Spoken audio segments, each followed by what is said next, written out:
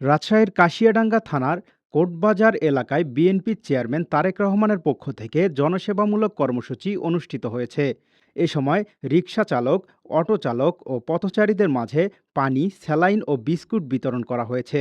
তীব্র গরমে এই মানবিক সহায়তা পেয়ে সাধারণ মানুষ কৃতজ্ঞতা প্রকাশ করেন।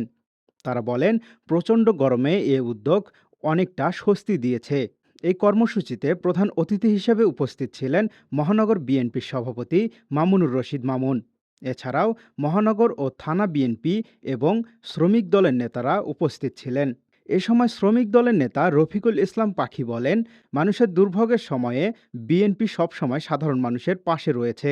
এই গরমের ভিতরে আমরা মাননীয় প্রধানমন্ত্রীর নির্দেশেই আমরা সাধারণ জনগণের পাশে, জাতীয়তাবাদী দল সাধারণ জনগণের পাশে দাঁড়িয়ে আমরা সাধারণ জনগণকে এই বিস্কিট, স্যালাইন আর পানি বিতরণ করছি, যে কোনো সাধারণ মানুষের যেন কোনো কষ্ট না হয়। আমাদের এটা পরবর্তী অবশ্যই অব্যাহত থাকবে। আমরা এটা মাননীয় প্রধানমন্ত্রীর নির্দেশে আমরা সাধারণ জনগণের পাশে আছি, আগেও ছিলাম, এখনো আছি, ইনশাল্লাহ ভবিষ্যতে থাকবো।